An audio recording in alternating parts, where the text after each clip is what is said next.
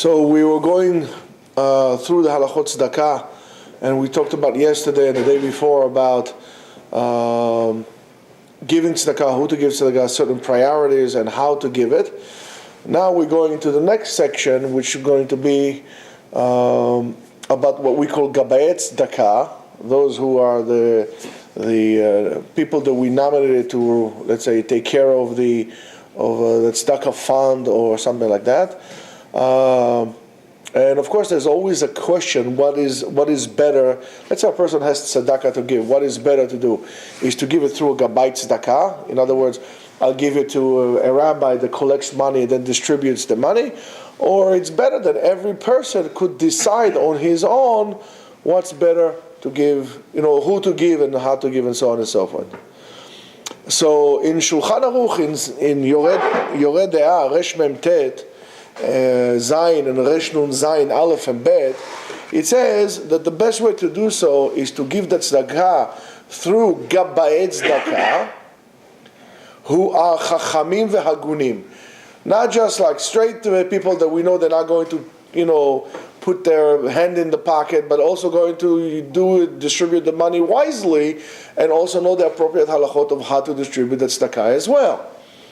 I mean, that's something that is very important to understand. It's a tremendous nisayon to certain people. I'm sometimes a little, weary about it, not so comfortable talking about it, but there are some people who collect tzedakah, right, and they take a certain percentage for themselves, and that's how they make their parnasa. I'm not quite sure that that's the right thing to do, saying the least, if you know what I mean. If you give somebody tzedakah, the tzedakah has to go 100% for this person. That money was dedicated for tzedakah. So if I give you, argument's sake, if I give you $10, right? I said, listen, do me a favor, take $10 and give tzedakah to Mr. X, right? Maybe I'm not okay with you taking, 10%, 20%, 30%, whatever it is percentage you're taking. I want the $10 to go there. That's why we have to get people who are chachamim and hagunim. They know the halachot and they're very trustworthy in terms of managing the money. That's a tremendous, and you should know. And I know it's fundraising and people do fundraisers and so on and so forth. However, it's also a question: if I give money to a yeshiva through a fundraiser, right, or to an institution, how much money is actually going to administrative management and to all the people rather than the yeshiva itself? If I want to give $100, I want the $100 to go there. I don't want it to go to somebody else and so on and so forth. So that's why we have to have very, very important and reliable people to do so. Why? Because a person who doesn't know how to really help the poor people, not only he would distribute the money in the wrong way, it actually can cause him bigger problems than that to the poor person. Why? Because instead of encourage them to work and so on and so forth, he's going to continue encourage them to collect money, and it's a very bad thing. So gabayet tzedakah is not just a person who gives the money and so on and so forth. He also should be aware of, listen, you got out of a job, you don't have a job, 3 months, 2 months, whatever amount of months, I see you can't get a job, would you like me to help you? Let me help you get a job. It's very simple. That's also a part of that tzedakah. So they need to encourage. Because if we would continue encouraging the people to collect and collect to no end, eventually they'll become a burden on the society, on the community, and those who are really in great need would have even less, because we're always giving those people. As we said previously, the goal is to be able to provide with the person with the dignity to generate his own money, so he doesn't have to have tzedakah. Tzedakah is almost like an emergency fund that we give him, so he could just make a living in the time being, but not stay in this situation forever. But and doing so, by the way, does not really help your self-esteem. Collecting money all the time, and if you're okay with it, your kids, the kids resent that. Kids resent the fact that their father is a schnorrer and so on and so forth, and so therefore, for your own kids, you have to do whatever you can. Of course, we have to help them. We don't throw them. We give them. We provide them. We try to do whatever we can. But at a certain point, he says, "Listen, would you like me to help you look for a job?" And that's the most important. That's of course the highest level of tzedakah, that you make the person, you give him his dignity. Having a job, to be able to provide for yourself, that's creating a certain dignity. You make a person dignified. And there's also for his kids, it could be something. Again, the kids suffer from that tremendously. The kids suffer from all those crises that we go through. I mean, my son told me something interesting. He said, "Why does it say that when people divorce, the mizbeach, so-called the altar, is crying, sheds tears?" So he said to me, because usually the kids become the korbanot. The kids suffer. It becomes the korban for them. And you can say, if a person chas v'shalom, listen, it's a tremendous nisayon, but if a person is chas v'shalom out of job or out of something like this, you can't say lo lichvodi is to do this job. It's not to my kavod to do it. Whatever job, at least you bring money. Oh, the job only pays, I don't know, $35,000. Okay, it's $35,000 more than what you make it now. There's no such thing. And there's no such thing as a work that is going to humiliate you doing. If you're doing your job, you're doing your whatever you need to do in an honest way, a dignified way. There's no such thing of being an undignified job. It's not for me. I mean, if the Chafetz Chaim himself had a grocery store, you think the Chafetz Chaim should have a grocery store? He's selling bread and fish. Yeah, Mayesh. Okay? That is your Yetzirah I'm talking about. So therefore, you could get a job that will be able to put bread in the home and on your table, and that will be fine. You're making money. It's fine. It's good. So now, also there's another problem is giving people who are so-called in need, but are not because they lost a job or there's some hardship came to them. There's many people who collect money because you see that they are, for example, gamblers. They gamble. Or, I met a guy one time that was really wealthy, and he basically lost everything, gained everything, and lost everything, all through poker. Everything. I mean, everything. I'm talking to you, a guy who used to wear golden Rolexes, like driving BMWs and Mercedes, I don't know, whatever he had. End up nowhere. He end up with a suitcase. And then he gained it all back, and then he lost it all back. Or somebody who is an addict, He's addicted to alcohol or drugs or something like that. You should know, as it says in Bava Kama in Daf Tet Zayin Amud Bet, a person who gives tzedakah to someone who is not hagun, en beyados chal tzedakah, because it's tzedakah only for the person who really needs it. But a person who spends his money on drugs and alcohol, if you really want to do a nice thing, tell him, listen, Habibi, I'll help you get yourself into a rehab. But I'm not giving you money because you're going to spend this money on drugs and alcohol or gambling or any other one of your addictions. And you got to remember that. You see a lot of people, like this. You've seen them in your neighborhoods over there in Mea Shearim, whatever it is, right? The guys who puts a kippah on, puts a achi, next thing you say with a bottle like that. I'm sorry, I'm not giving you tzedakah anymore.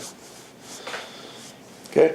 But Gabbai Tzedakah, who is a chacham ve'agun, he knows how to appropriately and efficiently help those people.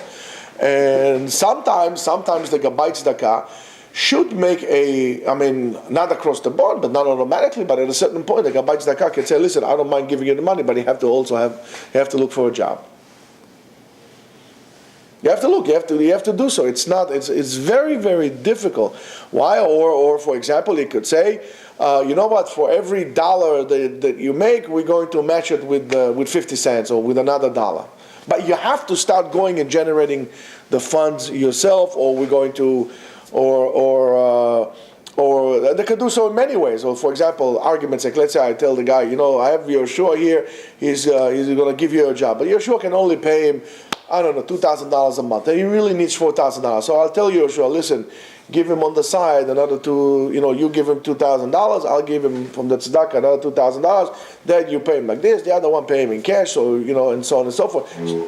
So be encouraged. You need to encourage him to good. It's a very, very dangerous cycle. Psychologically also, it's a very dangerous cycle to go in when you feel that there's no hope for you. You're just simply going to give up and so on and so forth. It's also, as I said to you before, it's good for the family. The family feel, Baruch Hashem, he's able to mefarnes. That's good.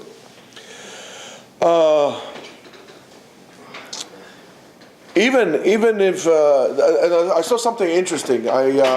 If you go to certain places, I don't know if it's in all Walmarts or certain Walmarts, but if you buy a food product from Walmart, you cannot return it and get cash back. You will have to buy another food product from Walmart.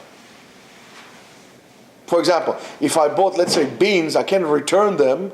Let's say a can of beans. I can return them and buy a T-shirt for it. That is also why, because people go take the food stamps, they buy food with the food stamps, and then they buy other stuff. So to prevent this, they made this rule. As a Gabbai Tzedakah who gives the money, you need to make sure that the money goes for appropriate basic needs of the person. For example, food, clothing, shelter, as we said before, basic needs, which are, food, shelter, and clothing. However, if you see the person all of a sudden wearing himself a nice Patagonia jacket that will cost you, I don't know, $500, excuse me, where'd you get it? Well, I needed a trip. But you don't have to buy a $500 jacket. You can go to Walmart to buy a $30 jacket. It will be just fine. So you need to make sure that he does it as well, that the money is based on that. And on top of all, you need to make sure also that his children, as we said yesterday, the Gabbai Tzedakah needs to make sure that the money goes also for the well-being of his children in terms of their education, their eretz, and so on and so forth, but not buying them telephones and the new iPhone, the new Galaxy, and I don't know, some computer games, I don't know, Medal of Honor, whatever it is, all these games. That is not a part of the tzedakah. That's wasting resources. And if there is, let's say for example, there is an ani also who refuses to take, he has too much, he got into a bad situation, but he doesn't want to take, he just doesn't want to receive it. The Gabbai Tzedakah should go and say, listen, don't worry about it, take it for now, it's going to be okay, nobody knows about it, life is a wheel, it will change. So you need to sometimes encourage him to take the tzedakah. That's why you need to have a Gabbai Tzedakah who's not only honest, not only smart, but also somewhat of a psychologist, a sensitive person. That's why it's called Chacham. Not necessarily a rabbi. He needs to be Chacham, wise of how to go about it. That's what Chachamim says. Aniyeh ircha kodmim, right? Aniyeh ircha kodmim. So not only that your moral obligation for those people who are closer to you comes first, but aniyeh ircha, those aniyim, those poor people who are mukarim, which are known, right? These are the ones that you should know them. That's why these are the people you can really help, because you know who's an ani, who's not an ani. And of course, it's always good that the Gabbai Tzedakah, and there are some Gabbai Tzedakah, as I said to you, in Brooklyn, a place like this, in Yerushalayim also, there are in Israel, not in Yerushalayim, Bnei Brak, places like this, there are Gabbai Tzedakah who are really big machars. I mean, that's their job. They took it upon themselves to be Gabbai Tzedakah.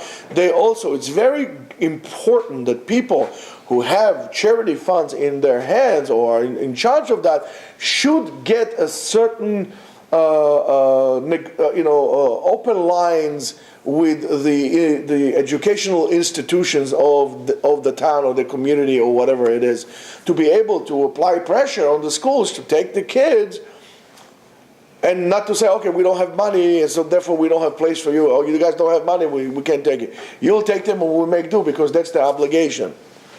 A school should not, just in general, a school should not say no to accept a kid to yeshiva because the parents don't have money. Because it's their obligation to do that. Of course, we're not talking about cheating or lying. Some people really have it. If you don't have it, the Gabbai Tzedakah should pick up the macha, the big macha. And I know people also here. I know certain people who helped Bet Yaakov and helped some yeshivot.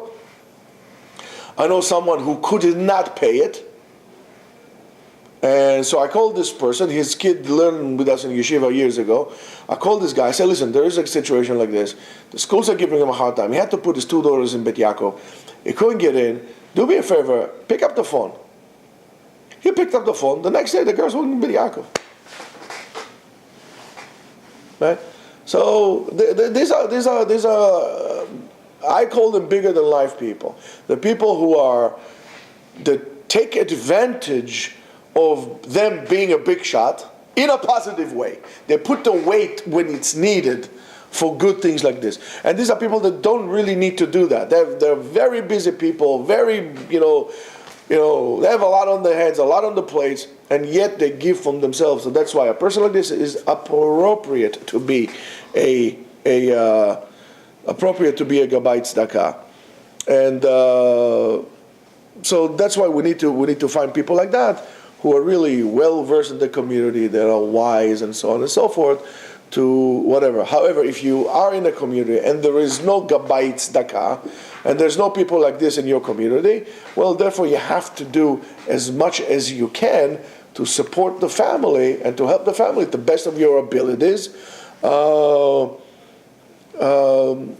Because you don't want chas v'shalom, and I've seen it with my own eyes, of a person who had a butcher shop. He was like a lo yutzlach. It was like, it wasn't, whatever he did, it wasn't good. He had great aspirations for himself. So he opened a butcher shop somewhere, and he tried this, and then he closed it, and then he opened this kind of pizza place, and it didn't work out, and so on and so forth. To make a long story short, he became so poor that the kids had to be taken away from him and his wife from Child Protective Services, and they had to be placed in foster homes. And that is somewhat of a downside on behalf of the community itself, that didn't come in there to be able to pull this together and to help the family, to the kids not to be taken away. So that is our obligation to do so.